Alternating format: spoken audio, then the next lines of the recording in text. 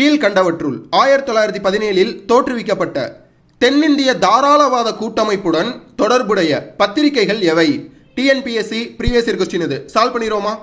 30 நான் பிராமின் லீடர்ஸ் சென்னையில் இருக்கக்கூடிய விக்டோரியா பொது மண்டபத்தில் கூட்டம் கூடி 20 நவம்பர் 1916 ஒரு புதிய கட்சியை உருவாக்குறாங்க.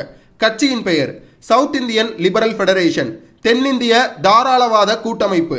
இந்த அமைப்பின் முக்கிய நிறுவனர்கள் P T. Thyagaraya Chetty, T M. Nair, C. Natesa Mudaliar.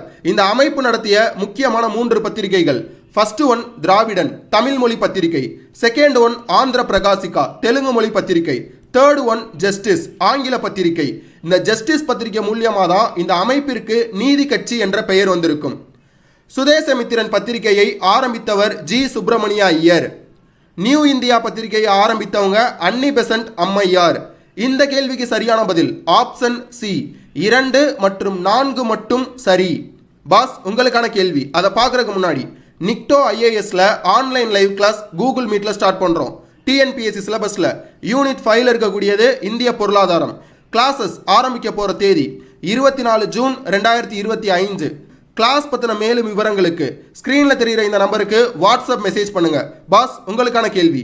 கு. காமராஜ் முதலமைச்சர் பதவியிலிருந்து விலகுதல் அரசியல் தற்கொலையாகும் என்று எச்சரிக்கை விடுத்தது யார்? கரெக்டான ஆன்சரை கமெண்ட்ல மென்ஷன் பண்ணுங்க.